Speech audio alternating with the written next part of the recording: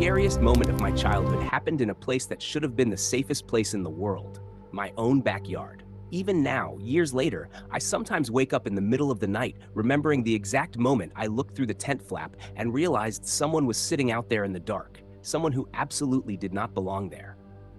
And the worst part is, I'm almost certain he was watching me for a while before I noticed him. I'm the middle sibling of 3 brothers. Growing up, my older brother Scott was always the one I looked up to. He seemed cooler than me in every possible way. He played sports, he had a lot of friends, and most importantly, in my mind back then, he was a Boy Scout. Not just any scout either, he was the kind of scout who took it seriously. Every few weeks, his troop would go on these camping trips out in the wilderness, and to my young brain, that sounded like the greatest adventure imaginable. I remember being incredibly jealous. My little brother was too young to care about stuff like that, but I would sit there listening to Scott talk about campfires, sleeping in tents, hiking through forests, and cooking food over open flames. Sometimes my mom would take me along when she dropped him off for scouting events. I'd watch the older kids unloading gear from their parents' cars. Huge backpacks, rolled up sleeping bags, metal lanterns, and cool-looking camping tools I didn't understand yet. Then my mom and I would drive home while they all headed out into the woods. I hated that feeling. The thing I wanted most was to experience one of those campouts myself.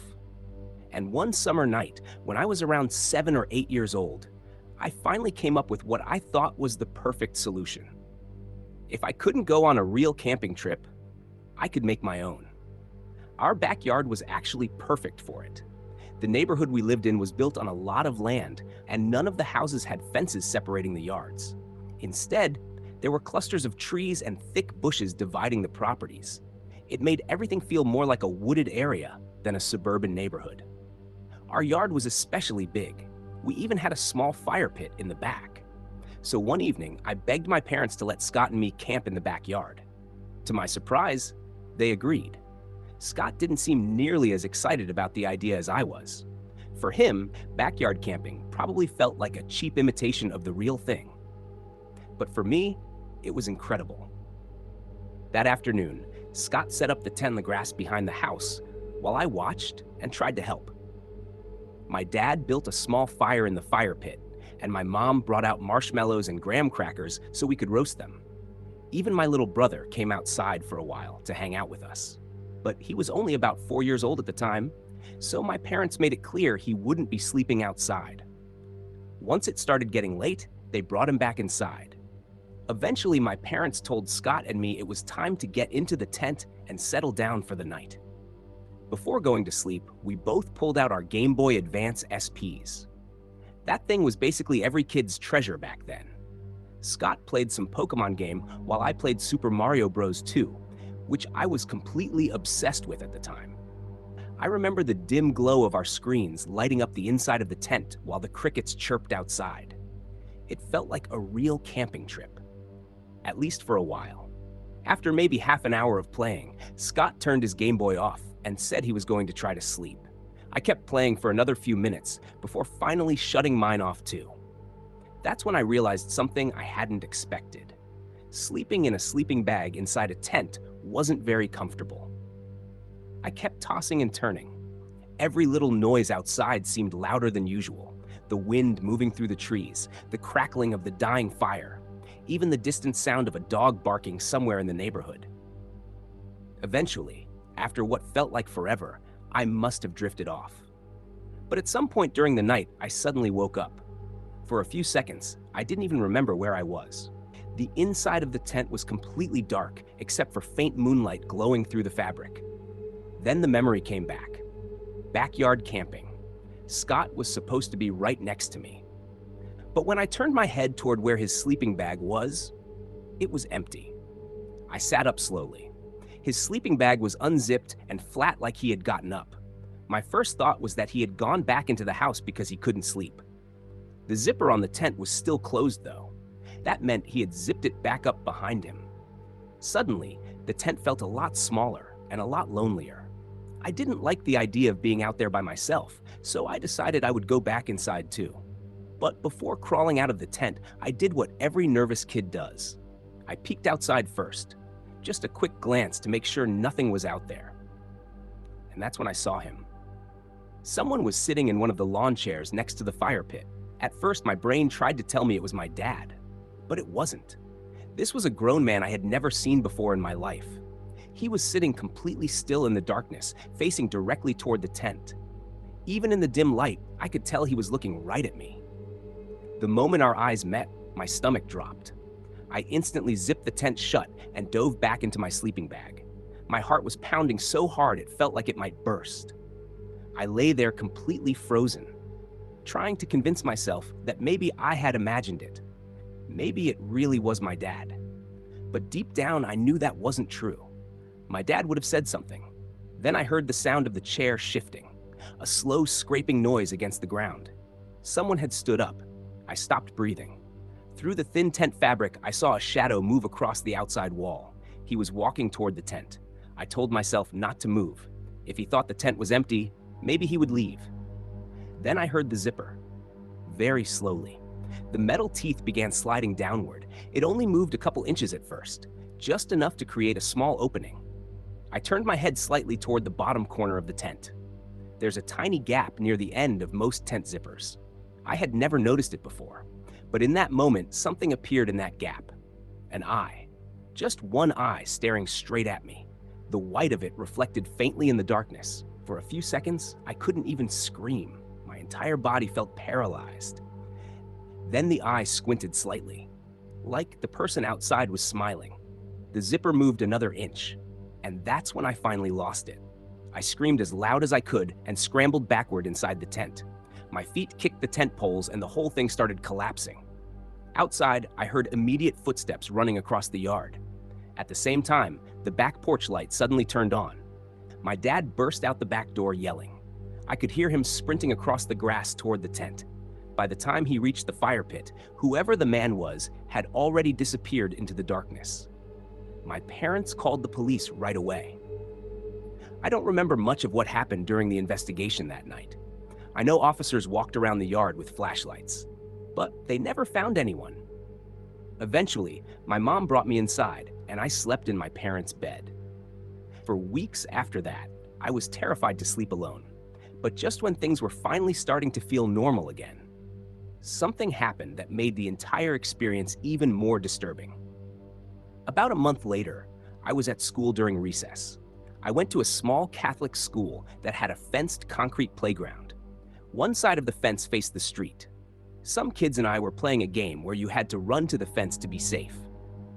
When I reached the fence, I grabbed onto the metal bars and caught my breath. That's when I heard a man's voice from the other side. "Hey." I turned around. A man was standing on the sidewalk outside the fence. He asked me if I knew how to get somewhere nearby. I told him I didn't know. Then he said something that made my blood run cold. He said my name. "Your name's Chris, right?" My heart dropped instantly. I lied and told him no.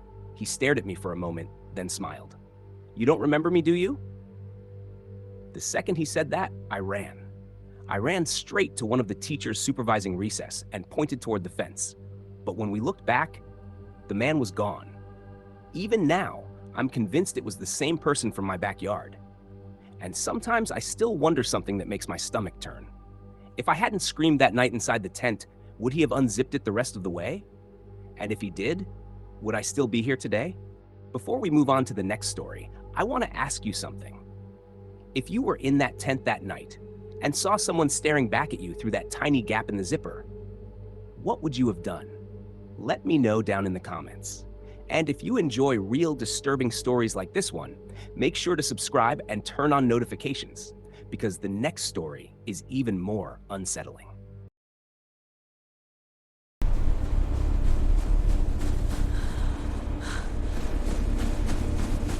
I've always been drawn to coastal views. There's something about the way the waves crash against the rocks, the smell of salt in the air, and the endless horizon that makes you feel small. And for some reason, safe. That's why, years after moving out of my childhood home, I thought I'd treat myself to a house near the ocean. I had saved up enough to finally buy my first place. Modest, but with a perfect location. And I was excited to furnish it with a mix of furniture I found online and a few family hand-me-downs. One afternoon, while scrolling through Facebook Marketplace, I saw a listing that caught my eye. It was for a cream-colored sectional that looked almost brand new and a mountain bike I'd been wanting for exercise. The seller seemed straightforward, answered questions quickly, and agreed to a slightly lower price. He told me I could pick everything up that evening. I figured I could handle transporting the couch in my Ford Raptor. The day of pickup, I checked the satellite view to make sure I had the right address. It was on the coast, and as I got closer, I noticed a long driveway veering off the main road, leading into a massive, open property. The house at the end sat on a slight hill overlooking the ocean. The closer I got, the more it felt like I was entering another world. Expensive homes lined the coastal road, but the seller's car, an old, beat-up Mercury Sable, stood out like it didn't belong. I parked and walked to the front door. There was a small yellow post-it note that read, "Doorbell broken. Please use the back door." That felt weird, but I didn't think much of it. I circled to the back of the house, sending him a quick message that I had arrived. I knocked on the sliding glass door and waited. No answer. I waited a little longer, still no response. Trying to kill time, I walked down to the cliff edge. The view was stunning. Waves crashed against the jagged rocks below, and the sun was just beginning to dip toward the horizon. I snapped a few photos and took a deep breath, thinking about how incredible it would be to live somewhere like this one day. When I turned back toward the house, I froze. Every single window on the side of the house that had been closed earlier now had someone or something standing in it. All of them were completely still, facing me. I couldn't tell if they were mannequins at first. Their posture was too stiff, too deliberate. Then I noticed the smiles. Each one had a wide, calm smile plastered across their face. I felt my chest tighten. Something didn't feel right. I had no idea if this was a prank or some kind of bizarre security measure. Either way, I needed to get to my truck. I jogged along the side of the house, trying to avoid staring at the windows, but I couldn't. One of the blinds that had been shut before was now slightly lifted, and behind it stood another figure. My stomach dropped. I made it to the front door, threw my hands up in surrender, and got into my truck as quickly as I could. I didn't even check the front windows. I didn't want to see anything more than I already had. I drove a safe distance away before I dared look back. On the front porch stood a man, hands in his pockets, watching me. He didn't move, didn't speak, just stared. I called the neighbor immediately. A man named Tom answered and I explained everything. He was shocked. According to him, the owner of the house, Jim, was hardly ever in town and wouldn't set up something like this. Tom called Jim, and after I explained everything over the phone, Jim sounded confused and concerned. He asked me to send him the Facebook listing, which I did. But by then, the profile had been deleted. The strangest part, Jim said he wasn't even in town that week. He had no idea how anyone could have been at his house. And according to him, when the police later checked, everything was in order. Doors locked, windows closed. The car was gone. But that memory of those smiling faces staring from every window has never left me. Even thinking about it now makes my skin crawl. I keep imagining what might have happened if I'd approached the door or if the figures had moved toward me. Weeks later, I tried to shake off the memory and focus on normal life. I had my own house now, a place that was supposed to be my sanctuary. I was careful about online purchases after that, but one weekend, I decided to host a small gathering. Nothing crazy, just a few friends, some drinks, a barbecue. The party started around 7 p.m. Earlier that day, I had set up tables, lights, and drinks in the backyard. Our pool was the centerpiece, surrounded by a small grassy area leading into the woods behind the yard. The woods went back about half a mile before touching the next property. There were no trails or any reason for anyone to be back there. It was all our land. As I was finishing up the setup, I heard a cough from the trees. A slow, deliberate throat-clearing sound that made my blood run cold. I froze, table in hand, and scanned the tree line. No movement, just the faint outline of the dense woods. I called out, "Hello?" No answer. No rustling. Nothing. Just that unnerving silence that tells you someone is watching. I shrugged it off, assuming it was a passerby, and called a friend, Mark, to come help me. I didn't want to sound paranoid, so I didn't mention the cough. Mark arrived around 6 p.m., and we finished setting up together. By 8 p.m., guests started arriving. There were about 20 people in total. The backyard was lively with music, laughter, and splashing from the pool. I kept glancing toward the woods, expecting nothing, but still feeling uneasy. Around 1 a.m., the party started winding down. Everyone left, and I figured I'd clean up in the morning. I locked the sliding door and went upstairs, brushing my teeth and trying to settle into bed. I scrolled through my phone for about 30 minutes before putting it down. As I lay there, drifting off, I heard a splash. Not a small one, something heavy hitting the water. Then, swimming strokes. Someone was in the pool. My first thought was that maybe a guest had stayed behind as a prank. But I knew everyone who had been there. None of them would do this. I got up quietly, peering through the window. The pool lights revealed a man swimming calmly from one end to the other. I squinted. I didn't recognize him. I had never seen him before in my life. "Who's there?" I yelled. He stopped immediately. He looked up at my window, but he didn't appear startled. He wasn't confused. He just stared. Then he climbed out. He was tall, much taller than I expected. Water dripped from his clothes as he paused for a moment at the shallow end, looking toward the house. My heart was racing. I expected him to run away when I shouted again. Instead, he walked straight toward the sliding door. No hesitation, no looking around, just direct, purposeful steps. I screamed at him again, warning him he wasn't supposed to be there. The sliding door opened slowly, then shut again. I ran to my bedroom door, locked it, and grabbed my phone. I called 911 and whispered as quietly as I could that someone had broken in. The footsteps on the hardwood floors were deliberate, slow. Wet footprints creaked as he climbed the stairs. He stopped right outside my door, testing the handle. Once, twice, then a third time. Finally, a calm, deep voice said, "It's me. Open the door." I froze. "I don't know you," I said shakily. "Leave now." There was silence for what felt like an eternity. Then, almost as suddenly as it had started, his footsteps retreated. The door stayed locked. By the time the police arrived, he was gone. The only proof of his presence was a trail of water from the sliding door up the stairs. I checked with everyone who had attended the party. No one stayed behind. No one saw anyone else in the yard or pool. I've never forgotten him. The way he moved, the way he stared, the calmness in his approach, it was intentional, methodical. Even now, I get chills imagining what might have happened if I hadn't woken up when I did, or if I'd opened that bedroom door. Some part of me still wonders, why me? Before I tell the last story, I'm curious about something. What would you have done in that situation?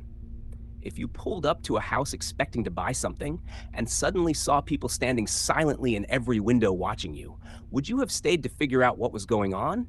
Or would you have left immediately like I did? Let me know your answer down in the comments. And if you enjoy real, unsettling stories like this, make sure you subscribe and turn on notifications so you don't miss future uploads.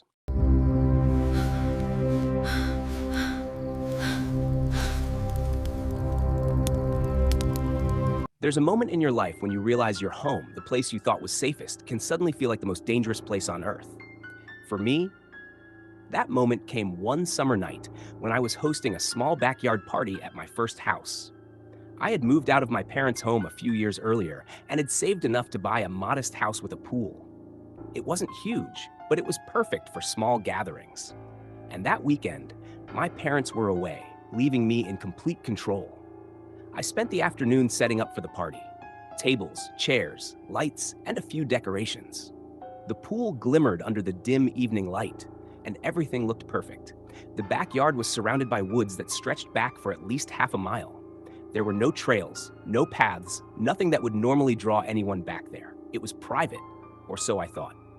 As I was finishing up, I heard it. A slow, deliberate cough from the trees. I froze. My hands were full, my mind racing. I scanned the tree line. Nothing moved. No sound of leaves rustling, no snapping of branches, just a faint echo of that deliberate cough. "Who's there?" I called, trying to sound calm. No answer. Nothing. Just silence that made my chest tighten. I tried to brush it off, telling myself it was probably my imagination, but I couldn't shake the unease. That sound didn't belong there. It didn't belong anywhere. I called my friend Mark, who was coming to help me with the party. He arrived shortly after, and together we finished setting up. I didn't mention the cough. I didn't want him thinking I was paranoid. By 7:30 p.m., guests started arriving. Around 20 people in total. Music played, people jumped into the pool, and laughter filled the backyard. For a while, the unease faded. The woods looked harmless again, just a dark green blur behind the party. But the feeling never fully went away. Every now and then, I caught myself glancing at the edge of the tree line, half expecting to see something, or someone, watching. Around midnight, the party started to wind down. Most of my friends left, and I figured I'd deal with the cleanup in the morning. I locked the sliding door, thinking I was safe. I went upstairs, brushed my teeth, and tried to get some sleep. It wasn't long before I heard it. A splash. Not a small one, not like something falling in by accident. The kind of sound that made your stomach flip because you knew someone had just entered the pool on purpose. I froze. My first thought was maybe one of the guests had stayed behind as a prank. But I had accounted for everyone. I knew every person who had been there. None of them would do this. I crept toward my bedroom window, careful not to turn on any lights. The pool lights reflected off the water, and that's when I saw him. A man was swimming calmly from one end of the pool to the other. His movements were deliberate, controlled, almost too confident. At first, I tried to recognize him, but I had never seen him before in my life. I yelled, "Who's there?" He froze. He looked up at my window. Not confused, not startled, just looking. A calm, direct gaze that made my heart race faster than anything I had ever experienced. He climbed out of the pool. Wet clothes clung to him. He paused at the shallow end, just staring toward the house. He didn't run, didn't hesitate. He just walked. Every step measured, deliberate. My brain screamed at me to do something, but I couldn't move. I felt paralyzed, trapped in my own home. Then I realized the sliding door, the one I had locked, was opening. Slowly, almost imperceptibly. I ran to my bedroom door and locked it, fumbling with the bolt. My hands were shaking so badly I thought I might drop my phone. I dialed 911, whispering as quietly as I could that an intruder was in my house. The operator's voice was calm, trying to guide me through what to do next. I stayed on the phone, barely able to breathe. Footsteps, wet footsteps, on the hardwood floor, slow, purposeful. The creak of each step made my chest tighten even more. He climbed the stairs, each step deliberate, no searching, no hesitation, just moving toward me. When he reached the top, he stopped outside my bedroom door. I could hear the handle rattle slightly as he tried to open it. Once, twice, then a third time. I whispered into the phone that he was trying to get in, my voice barely audible. Then, in a low, calm voice, he said, "It's me. Open the door." I froze. "I don't know you," I whispered back. "Leave now." There was a long pause. I could hear the faint drip of water from his clothes onto the floor. Then, just as suddenly as he had come, he turned and walked away. The sliding door closed somewhere below, and the footsteps faded. The police arrived a few minutes later. They searched every corner of the house. The only evidence he had been there, a trail of water leading from the sliding door to my bedroom door. No fingerprints, no other signs of forced entry. Just the wet footprints and the lingering fear that he had been inches away from me. I checked with everyone who attended the party. No one stayed behind. No one had seen anyone else. Even now, thinking about that night makes my chest tighten. The calmness in the way he moved, the confidence he had in knowing exactly where I was. It was intentional, methodical. The part that haunts me the most?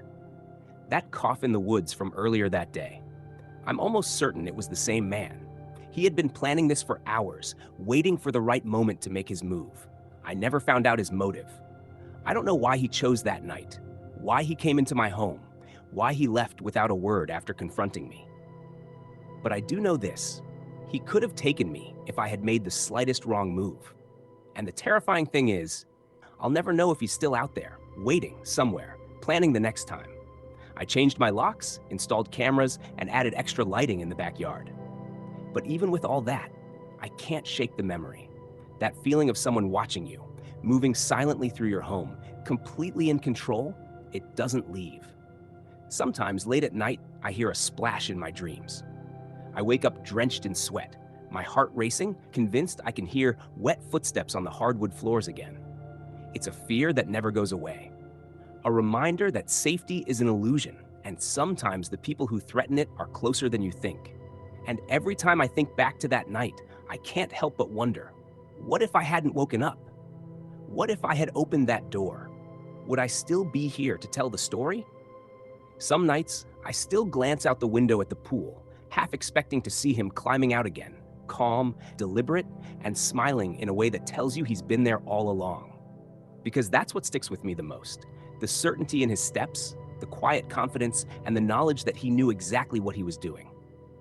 Even now, years later, I get chills just thinking about it. And I know that night will never leave me. Not fully. The fear of someone entering your home, of someone being there while you sleep, is something primal. It's not just a memory, it's a warning, and it's something I'll never forget. And that's the end of tonight's stories. But before you leave, I want to ask you something. Which story disturbed you the most tonight? The man outside the tent, the strange figures watching from the house on the cliff, or the intruder who swam in the pool and walked through the house? Let me know in the comments. I read as many of them as I can. And if you enjoy real disturbing stories like these, make sure to subscribe and turn on notifications so you don't miss the next upload. Stay safe, and I'll see you in the next video.